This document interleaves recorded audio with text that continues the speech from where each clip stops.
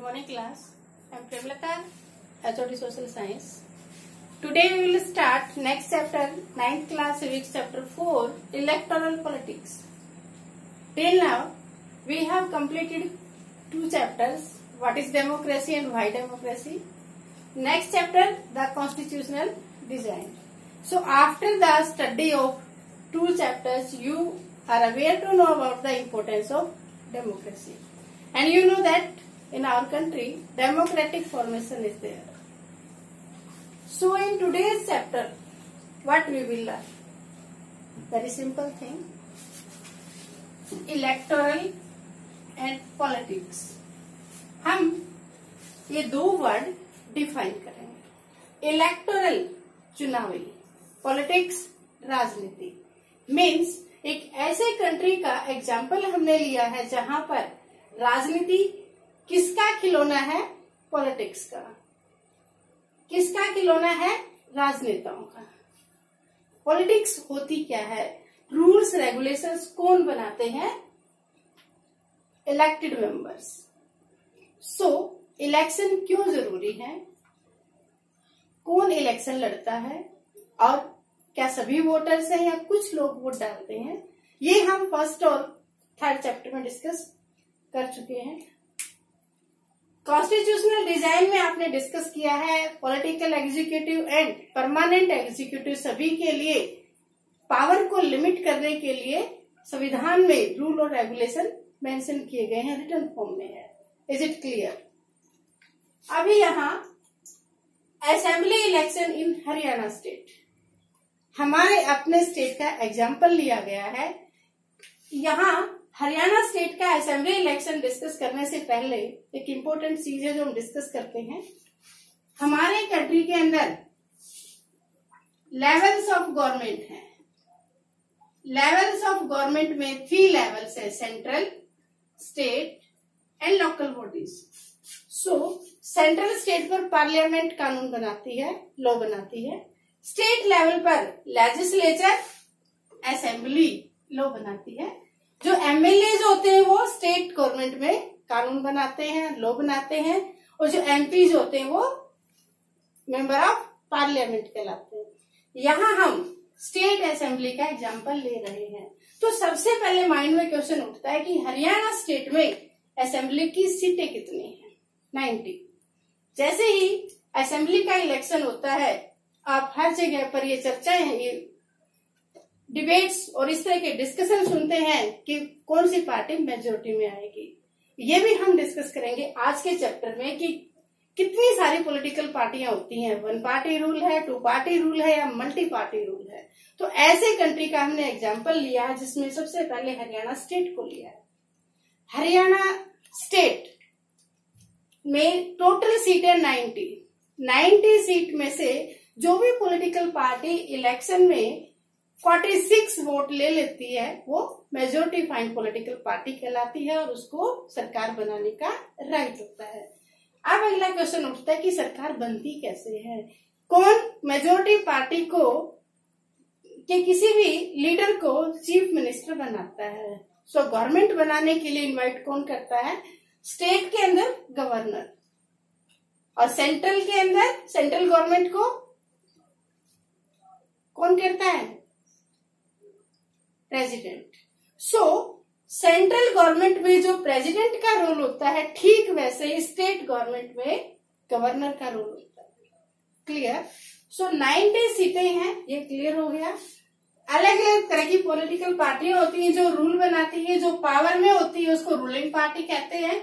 और जिसके पास में सीट मेजोरिटी नहीं मिलती, जो दूसरे नंबर पे आती है, अपोजिट पार्टी कहलाती है. ये पार्टी कानून बनाती है. अगर कोई रूल अच्छे से नहीं बना, पब्लिक को वेलफेयर नहीं मिला, देन अपोजिट पार्टी उसका अपोज करती है. दोनों ही पार्टी के विधायकों को असेंबली में रहने का राइट होता है. दोनों को भत्ते और वेतन मिलते हैं. नेक्स्ट वन होता है कि कितनी तरह की पार्टी सिस्टम है. अगर हम पूरे वर्ल्ड का डिस्कस करें तो 3 टाइप्स ऑफ पार्टी सिस्टम है. हम यहाँ पर डेमोक्रेसी का डिस्कस कर रहे हैं. अगर डेमोक्रेटिक फॉर्मेशन ही तो राजा रानी की सरकार हो सकती है. कुछ सोशल ग्रुप्स की पावर हो सकती है, बट डेमोक्रेटिक फॉर्मेशन में 3 टाइप्स ऑफ पार्टी सिस्टम है। वन पार्टी, जिसमें एक ही पॉलिटिकल पार्टी बहुत ज्यादा पावरफुल है, और भी बहुत सारी छोटी छोटी पार्टियां हैं, बट वो कभी रूलिंग नहीं बनती, कभी पावर में नहीं आती, वो कहलाता वन पार्टी सिस्टम, जैसे चाइना में है।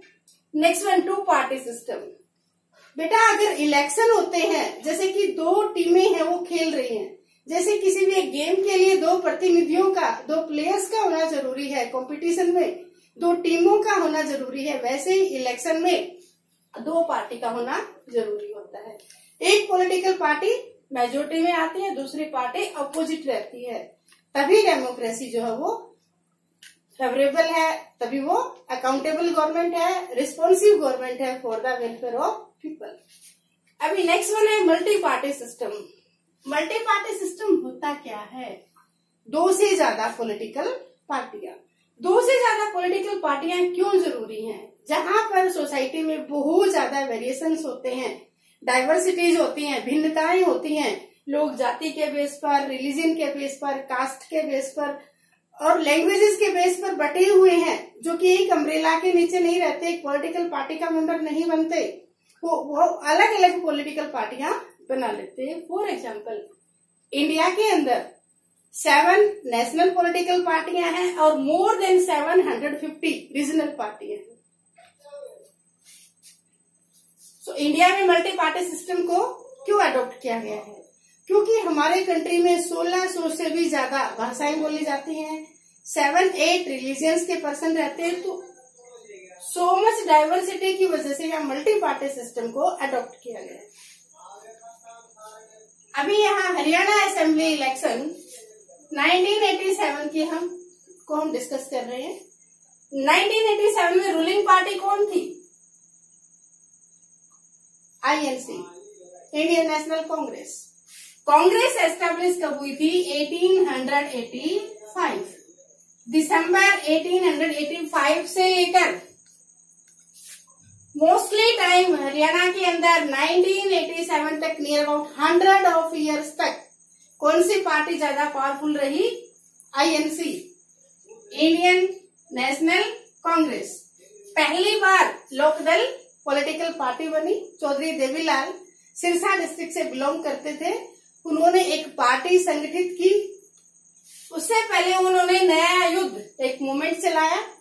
इस मूवमेंट के जरिए उन्होंने लोगों की आइडियोलॉजी को पहचाना कि हरियाणा स्टेट में बहुत सारे लोग पीजेंट्स हैं, फार्मर्स हैं, बहुत सारे स्मॉल फार्मर्स हैं जिनके पास में स्मॉल पार्ट ऑफ लैंड है, जो कि क्रेडिट के लिए या तो बैंक पर निर्भर है, बैंक से लोन लेते हैं, या फिर अमीर लोगों से, मनी लेंडर से पैसा बोरो करते हैं। तो ऐसे किसान बहुत सारे हैं जो कि कर्ज से दबे हुए हैं।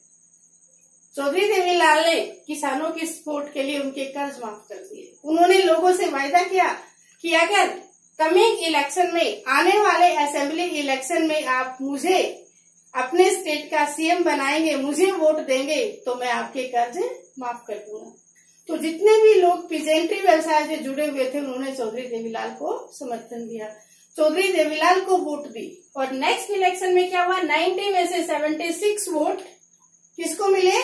लोकदल पार्टी को मिले, और चौधरी देवीलाल हरियाणा के CM बने। तो ये इलेक्टोरल पॉलिटिक्स है। यहाँ जो भी इलेक्शन में ज्यादा वोट ले लेता है वो विनर होता है, और जो मेजोरिटी में आता है उसको सरकार बनाने का राइट है। ये पॉलिटिकल एग्जीक्यूटिव है। इस चैप्टर में और भी बहुत सारी चीजें हैं। अब ये क्वेश्चन उठता है कि वोटर्स कौन थे? सो 18 ईयर से अबो 18 ईयर्स, मेल और फीमेल, जिनकी एज 18 ईयर्स कंप्लीट हो जाती है, इससे ज्यादा एज के मेल और फीमेल सभी वोटर्स है।